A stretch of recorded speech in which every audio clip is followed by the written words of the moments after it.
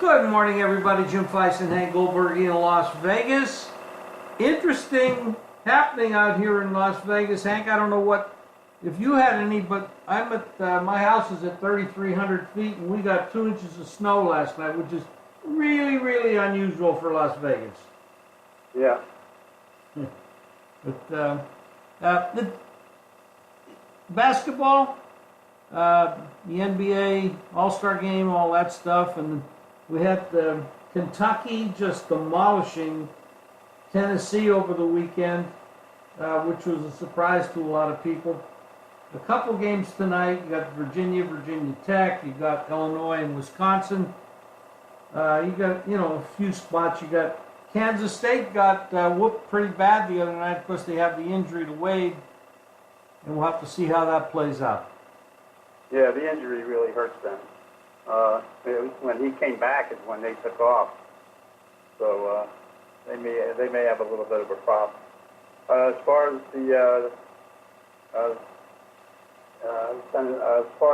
Tennessee's concerned, they went up to Lexington and got walloped. And it says something about both teams. Tennessee made a short run at the beginning of the second half, but they couldn't maintain it. And Kentucky is really maturing now, although they did get beat the week before by LSU. They're big, they're strong, they're quick, and they got a couple of guys who are only going to be there this year. And I thought that Tennessee would do better because of their maturity, but they're just they go home now to play them the next time they play in a couple of weeks, and we'll see how good they are then. Yeah, that'll be a big revenge spot for them, but they're going to have, the fact that they played a light schedule, kind of a middle of the pack schedule, so they really hadn't played. They had played one really good team early in December, and that was about it. It showed up in this game. Kentucky just manhandled them. But going forward, they do have talent. The question is, can they raise their level of play? Because when they get in the tournaments, it's going to get a lot tougher. Any thoughts on today's game, Hank? Any of the games? Well, I'm looking ahead to Wednesday when Duke plays Carolina. That'll be the game that gets a lot of attention this week. There's a couple of good games today. I'll tell you a couple of teams that are playing pretty decently right now. Tulsa continues to win. Furman, I'll tell you, I laid off Furman because they were 20-point favorites. Doesn't matter to them. They just keep covering game after game. And if you're playing them every game, you're cleaning up. On the college level, Washington got missed by Washington State. I kind of expected that to happen because Washington really doesn't have to win. And, but between Washington and Arizona State, there's not much in that conference going forward. And Arizona State had a good win this week.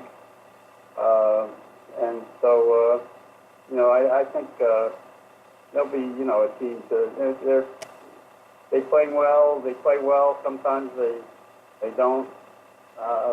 But they're a good ball club. But those are the only teams out west. And Gonzaga, they didn't cover this week, and yet I think they, the question is it Duke or Gonzaga that moves into the number one spot in the rankings because, Tennessee's going to fall. Well, my vote would be Duke. Gonzaga plays too weak of a schedule for me. I never liked that. And in the past, it's hurt them. Although the year they lost to North Carolina, they made it all the way near the end. And I thought some bad officiating cost them the chance of winning that game. But that was just my own personal opinion. you know, the Duke is just, Zion Williamson is just an amazing player, and he's definitely, you know, he's definitely a guy that's going to be playing at the next level. And Duke's a good team. They're well coached. I think they're the number one team. And, you know, moving up the ranks, you got these, we mentioned them earlier, Kentucky and LSU are playing very, very well. LSU is no joke. You can't sleep on that team. They're really good. Kansas State, who's going to win that division, that conference? Kansas is playing a little bit better, a lot better actually, even with the injuries. Texas Tech is, you know, they've played very well. You know, I've got the Michigan State thing in their conference. You know, there's a lot of teams that can make it all the way, and because but when you look at that Duke team, I don't know, I don't see any flaws there. It's going to be hard. Well, there's a flaw there. They don't shoot threes well every game. They don't shoot fouls very well, and you know, they didn't quite cover against North Carolina State. But they, you know, this is their one chance to play North Carolina because a lot of those kids are only going to play them at home once. I'll tell you that Baylor got knocked off by that team down there that's very good right now. That guy's doing a heck of a job coaching them. And they're a tough team to play against because of the defense and, you know, I'm talking about, what is it, Texas Tech? Yes. Yeah, they're a tough team. Very. And, you know, outside of that, you know, Kansas is playing well again. You know, he's bringing them on right now, so they'll be an interesting team to watch. Villanova got knocked off yesterday by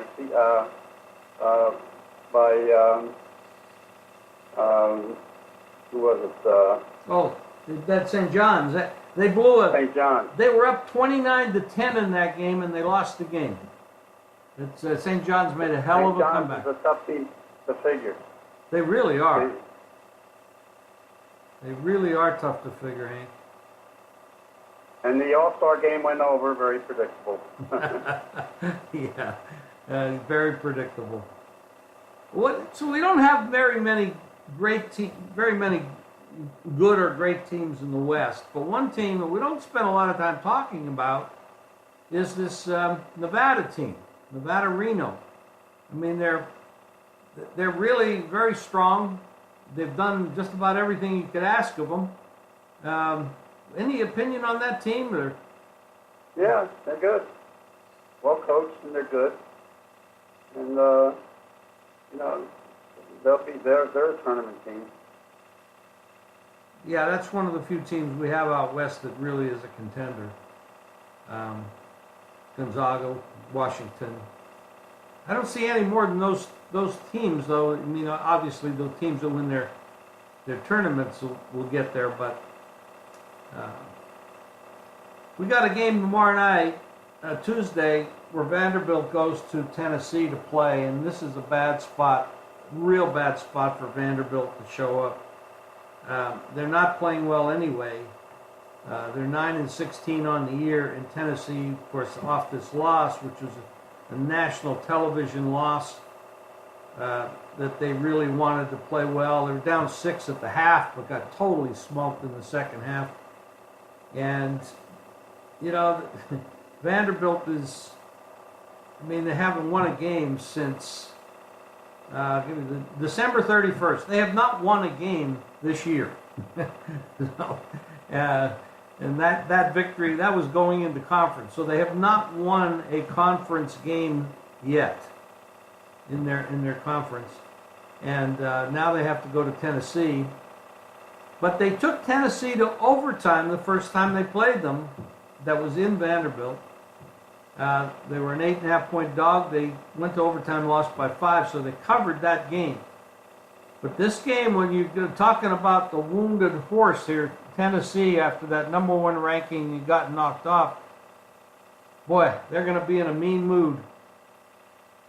But following Yeah, that, Barnes will have them ready to play. following that game, which is a home game, they have to go to LSU and play LSU, who has absolutely been really playing well, and they recently knocked off Kentucky, the team that just smoked Tennessee.